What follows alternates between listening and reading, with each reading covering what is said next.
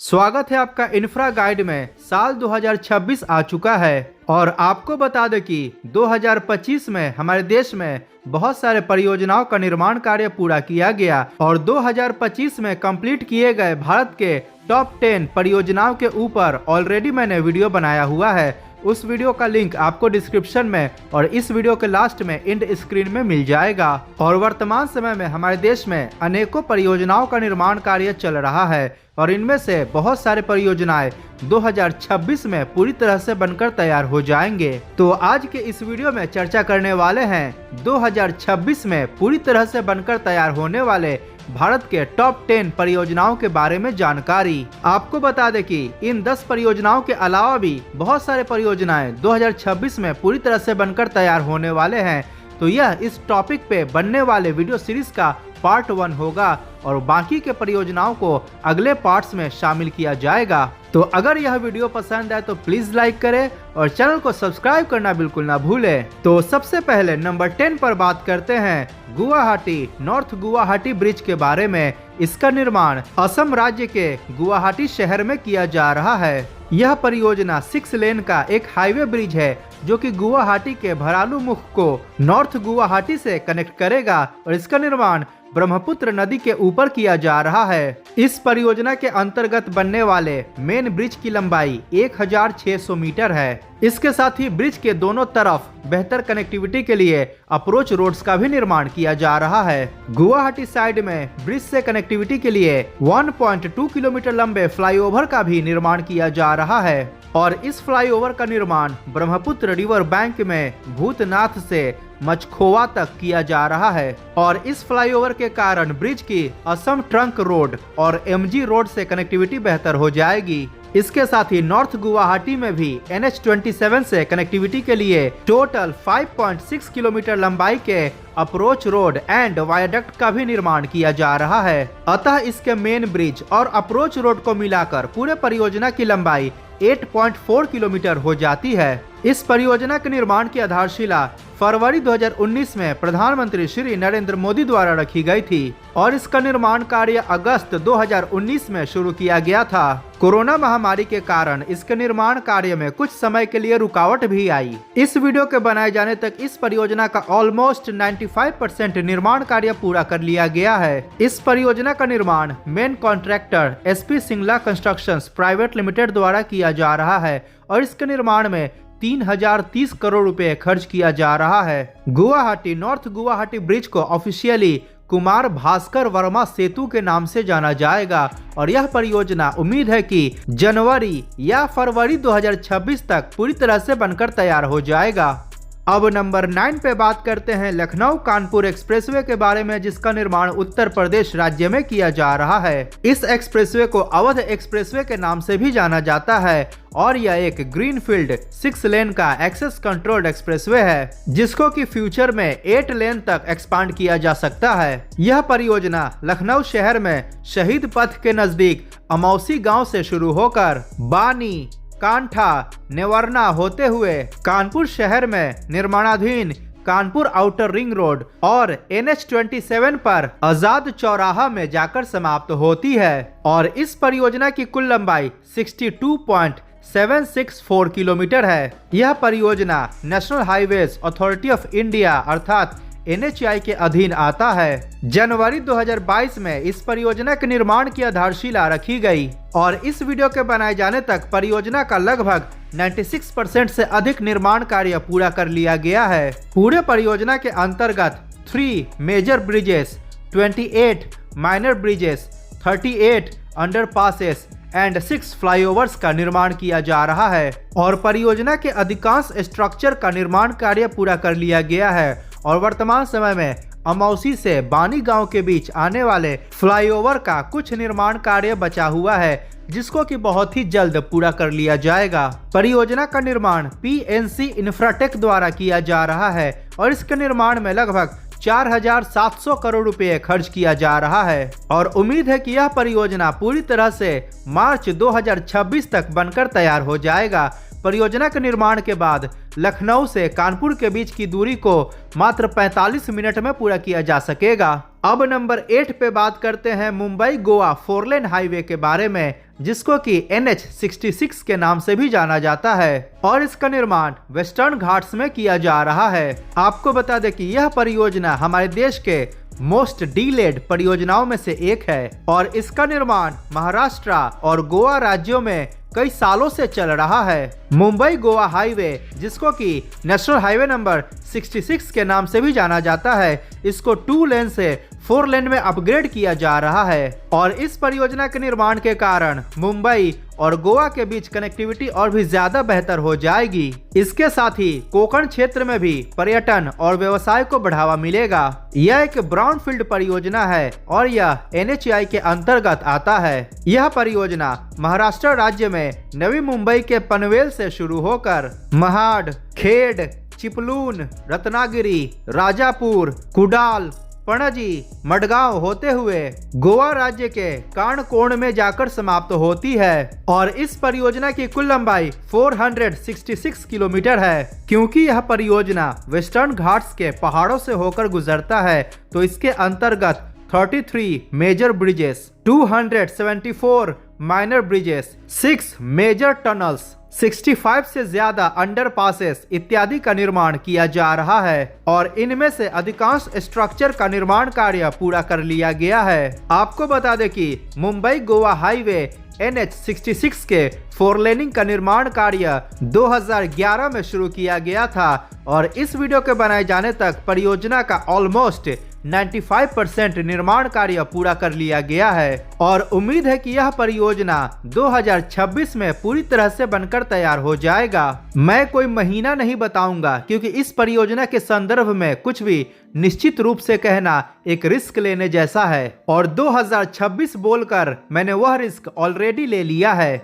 आपको बता दें कि वर्तमान समय में मुंबई से गोवा के बीच बाय रोड यात्रा के दौरान लगभग 12 से 14 घंटे का समय लग जाता है, परंतु मुंबई गोवा 4 लेन हाईवे के निर्माण के बाद इस दूरी को मात्र 6 से 7 घंटे में पूरा किया जा सकेगा। इस परियोजना का निर्माण कुछ इन प्रमुख कंपनियों द्वारा किया जा रहा है और जब इस परियोजना का निर्माण कार्य 2011 में शुरू हुआ था तब इसके ऊपर 3,500 करोड़ रुपए खर्च होने का अनुमान था, लेकिन साल दर साल परियोजना के निर्माण में विलंब होने के कारण अब इसके निर्माण में कुल मिलाकर 19,469 करोड़ रुपए खर्च किया जा रहा है।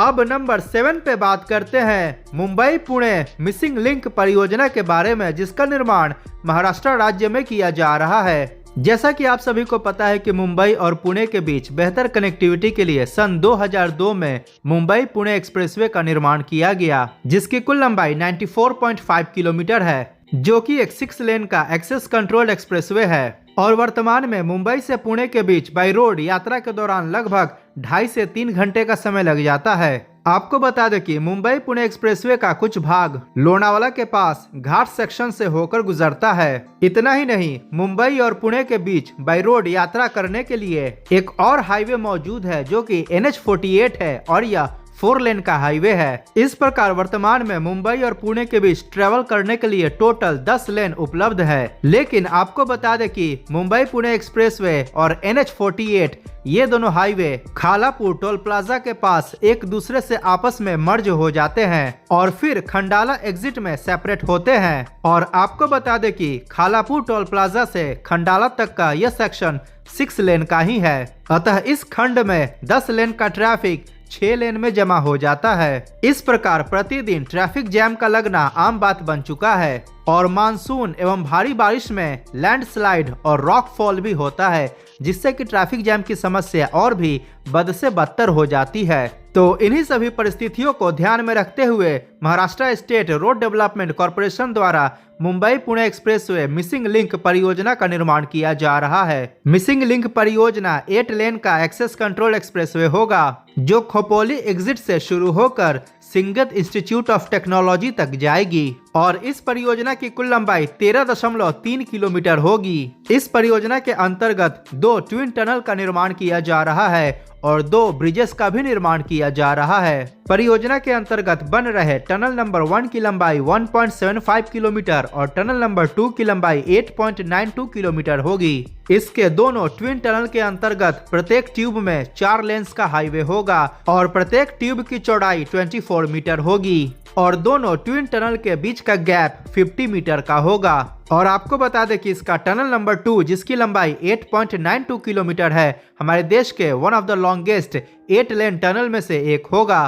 परियोजना के अंतर्गत 2 ब्रिजेस का भी निर्माण किया जा रहा है, जिसमें पहले वायाडक्ट का निर्माण कार्य पूरा कर लिया गया है और दूसरे ब्रिज का निर्माण कार्य चल रहा है, जो कि केबल स्टेड ब्रिज है। ब्रिज नंबर 1 की कुल लंबाई 790 मीटर होगी और ब्रिज नंबर 2 की कुल लंबाई, जो कि एक केबल स्टेड ब्रिज है, 650 मीटर होगी। मार्च 2019 में इस परियोजना के निर्माण की आधारशिला रखी गई। कोरोना महामारी के कारण परियोजना के निर्माण कार्य में थोड़ा सा विलंब हुआ। इस वीडियो के बनाए जाने तक इस परियोजना का ऑलमोस्ट 93% निर्माण कार्य पूरा कर लिया गया है। कुछ इन प्रमुख कंपनियों द्वारा परियोजना का निर्माण किया जा रहा है और इसके निर्माण में लगभग 6,600 करोड़ रुपए खर्च किया जा रहा है।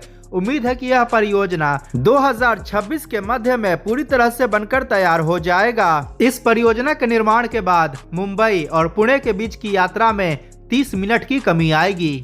अब नंबर 6 पे बात करते हैं दिल्ली मेरठ RRTS कॉरिडोर के बारे में, जिसका निर्माण दिल्ली NCR में किया जा रहा है। इसको नमो भारत दिल्ली मेरठ RRTS कॉरिडोर के नाम से भी जाना जाता है। यह परियोजना दिल्ली के सराय काले खां से शुरू होकर न्यू अशोक नगर, आनंद विहार, साहिबाबाद, गाजियाबाद, गुलधर, दुहाई, मुरादनगर, मोदी नगर साउथ, मोदी नगर नॉर्थ, मेरठ साउथ, शताब्दी नगर, बेगमपुल होते हुए मेरठ के मोदीपुरम में जाकर समाप्त होती है और इस कॉरिडोर की कुल लंबाई 82.15 किलोमीटर है। पूरे कॉरिडोर के अंतर्गत 22 स्टेशंस का निर्माण किया जा रहा है। इसके अलावा 2 डिपो का भी निर्माण किया जा रहा है और अधिकांश का निर्माण कार्य पूरा भी हो चुका है। इस कॉरिडोर को एलिवेटेड और अंडरग्राउंड बनाया जा रहा है, जिसके अंतर्गत 4 स्टेशंस अंडरग्राउंड होगा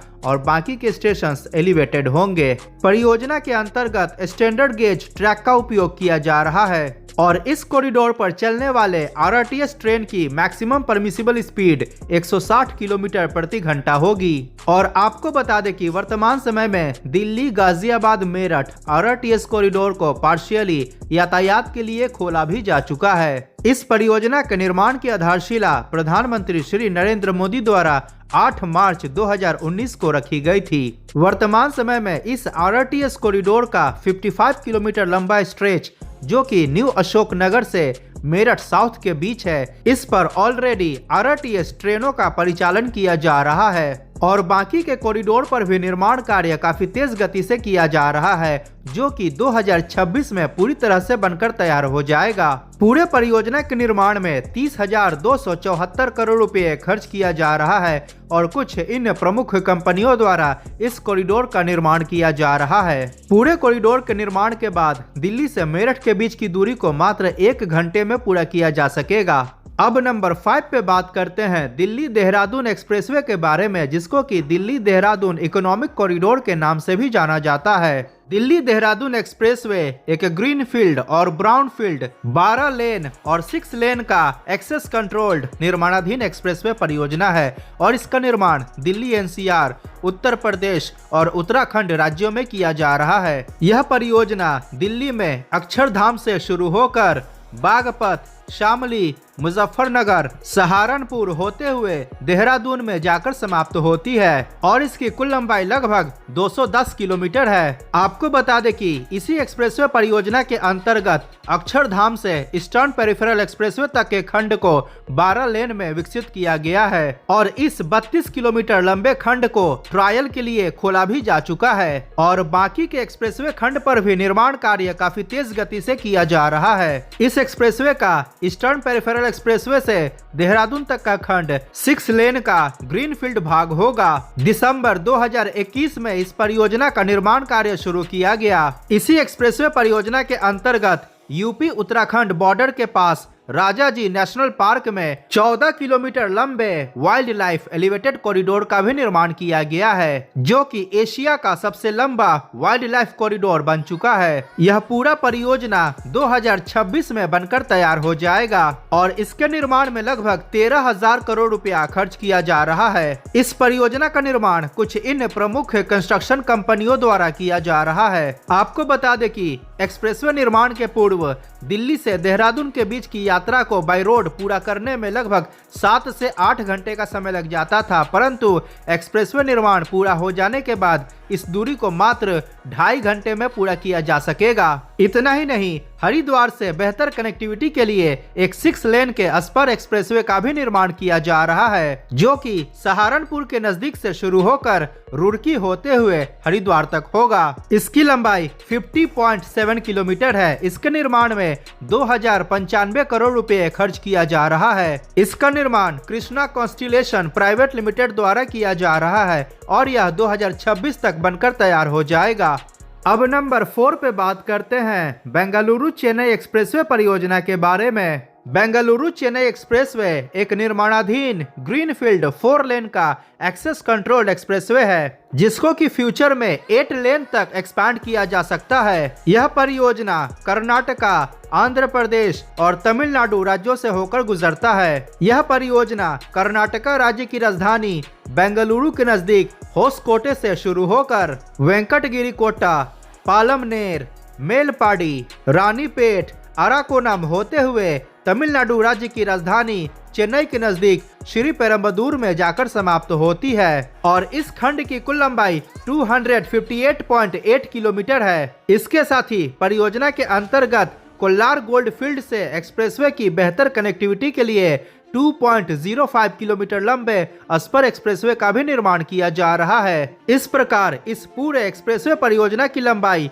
260.85 किलोमीटर हो जाती है। इस एक्सप्रेसवे को नेशनल एक्सप्रेसवे नंबर 7 यानी कि NE7 के नाम से जाना जाता है और इस परियोजना का निर्माण भारतमाला परियोजना के अंतर्गत किया जा रहा है। आपको बता दें कि वर्तमान समय में बेंगलुरु से चेन्नई के बीच बाई रोड यात्रा के दौरान लगभग 7 घंटे का समय लग जाता है, परंतु एक्सप्रेसवे निर्माण के बाद इस दूरी को मात्र 2.5 से 3 घंटे में पूरा किया जा सकेगा। बेंगलुरु चेन्नई एक्सप्रेसवे परियोजना के निर्माण की आधारशिला प्रधानमंत्री श्री नरेंद्र मोदी द्वारा 26 मई 2022 को रखी गई थी। वर्तमान समय में इसका निर्माण कार्य काफी तेज गति से किया जा रहा है और इस वीडियो के बनाए जाने तक परियोजना का 75% से अधिक निर्माण कार्य पूरा कर लिया गया है और उम्मीद है कि यह परियोजना 2026 के अंत तक पूरी तरह से बनकर तैयार हो जाएगा। पूरे परियोजना के निर्माण में लगभग 18,000 करोड़ रुपए खर्च किया जा रहा है और कुछ इन प्रमुख कंपनियों द्वारा इस परियोजना का निर्माण किया जा रहा है। अब नंबर 3 पे बात करते हैं दिल्ली अमृतसर कटरा एक्सप्रेसवे परियोजना के बारे में, जिसका निर्माण दिल्ली NCR, हरियाणा, पंजाब और जम्मू कश्मीर केंद्र शासित प्रदेश में किया जा रहा है। Delhi Amritsar Katra expressway mostly greenfield और ब्राउनफील्ड 4 लेन का एक्सेस कंट्रोल्ड एक्सप्रेसवे होगा, जिसको कि फ्यूचर में 8 लेन तक एक्सपैंड किया जा सकता है। इस एक्सप्रेसवे के निर्माण के कारण गोल्डन टेम्पल और माता वैष्णो देवी के दर्शन लोग काफी आसानी से कर पाएंगे। यह एक्सप्रेसवे परियोजना हरियाणा राज्य में झज्जर जिले के जसौर खेरी गांव में वेस्टर्न पेरिफेरल एक्सप्रेसवे से शुरू होकर गोहना, कैथल, पंजाब राज्य में समाना, मालेरकोटला, लुधियाना वेस्ट बाईपास होते हुए नकोदर तक जाएगी और नकोदर में यह एक्सप्रेसवे 2 खंडों में डिवाइड हो जाएगी और इसका पहला स्पर नकोदर से सुल्तानपुर लोधी, गोंदवाल साहिब, खदूर साहिब, वेरका होते हुए अमृतसर के श्री गुरु रामदास जी इंटरनेशनल एयरपोर्ट के पास जाकर समाप्त होगी और इस प्रकार दिल्ली NCR से अमृतसर की दूरी 405 किलोमीटर हो जाएगी, जिसको कि आसानी से 4 घंटे 30 मिनट में पूरा किया जा सकेगा और इस एक्सप्रेसवे का दूसरा स्पर नकोदर से Jalandhar west bypass, Gurdaspur, Pathankot, Jammu Kashmir UT में Kathua west bypass, Vijaypur, Samba, Jammu west bypass होते हुए कटरा में जाकर समाप्त होगी और इस प्रकार दिल्ली एनसीआर से कटरा की दूरी 588 किलोमीटर हो जाएगी, जिसको कि आसानी से 6 घंटे से 6 घंटे 30 मिनट में पूरा किया जा सकेगा।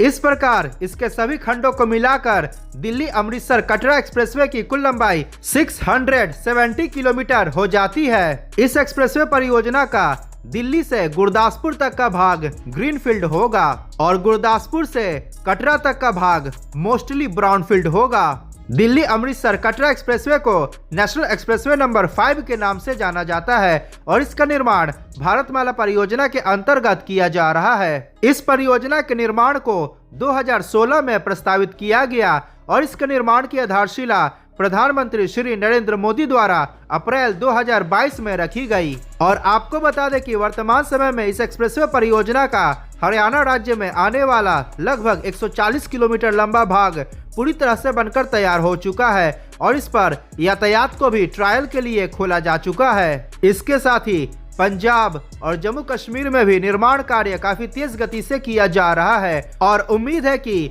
2026 के मध्य में इसका निर्माण कार्य पूरा कर लिया जाएगा। इस एक्सप्रेसवे परियोजना के निर्माण में लगभग 40,000 करोड़ रुपए खर्च किया जा रहा है और कुछ इन प्रमुख कंपनियों द्वारा इस परियोजना का निर्माण किया जा रहा है।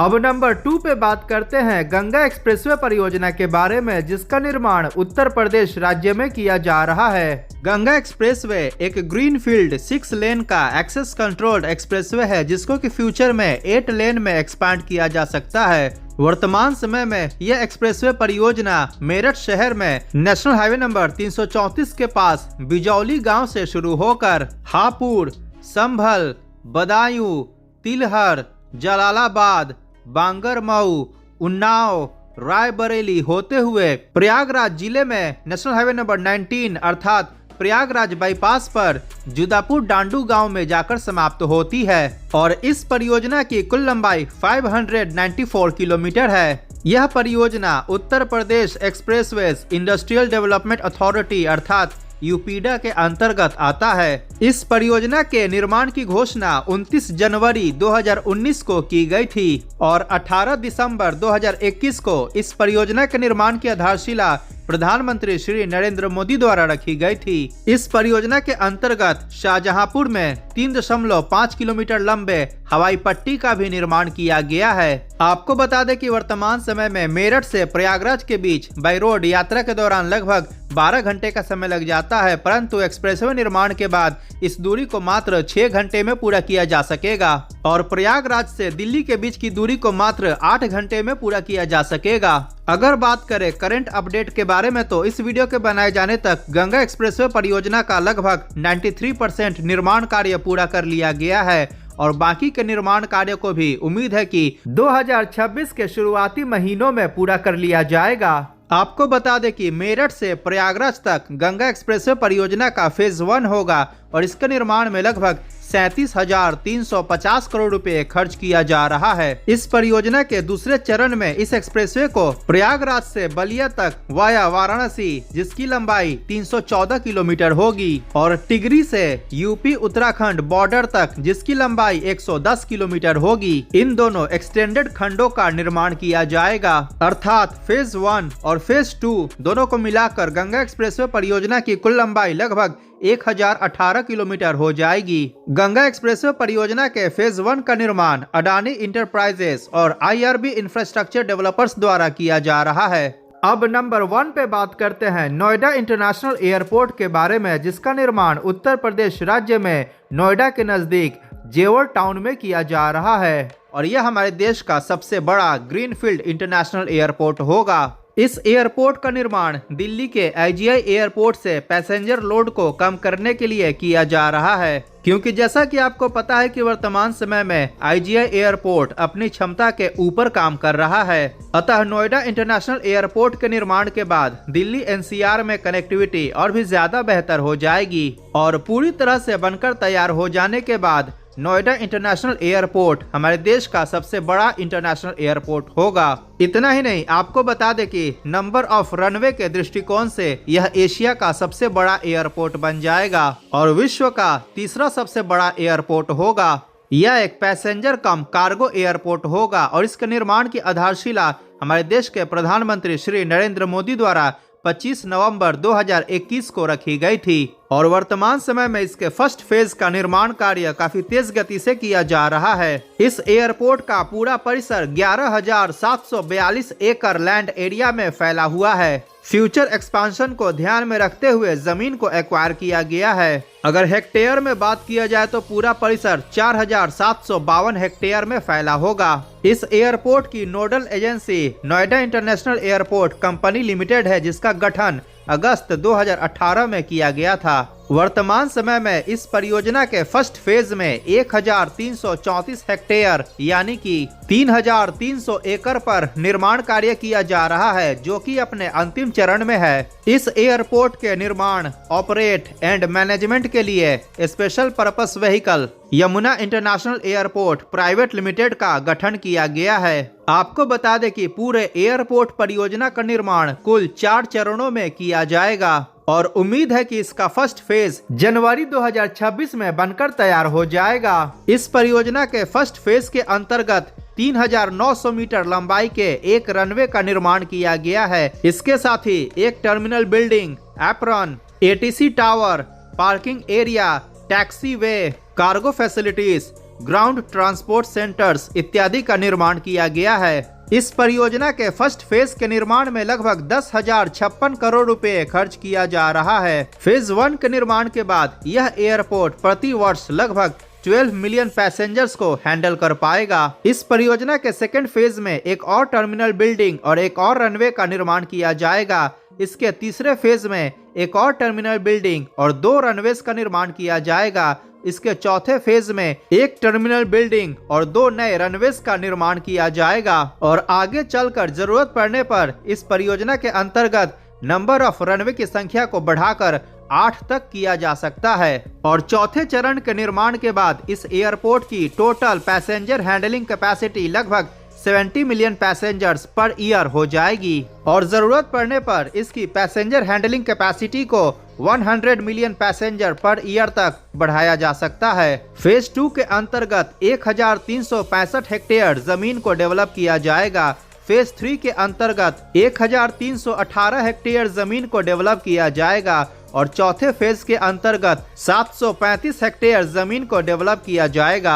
इसके सभी फेज उम्मीद है कि 2050 तक बनकर तैयार होगा और पूरे परियोजना के निर्माण में उम्मीद है कि 50,000 करोड़ से अधिक की लागत आएगी। तो ये था 2026 में बनकर तैयार होने वाले भारत के टॉप 10 परियोजनाओं के बारे में जानकारी। इसके अलावा भी कई अनेक परियोजनाओं का निर्माण कार्य 2026 में ही पूरा किया जाएगा, जिनकी चर्चा हम आने वाले वीडियोस में करेंगे। अपने स्क्रीन पर दिख रहे वीडियो पर क्लिक करके 2025 में कंप्लीट किए गए भारत के टॉप 10 परियोजनाओं के बारे में अवश्य जानें। अगर यह वीडियो पसंद आया हो तो प्लीज लाइक करें और चैनल को सब्सक्राइब करना बिल्कुल ना भूलें। मिलते हैं अगली वीडियो में। जय हिंद, वंदे मातरम।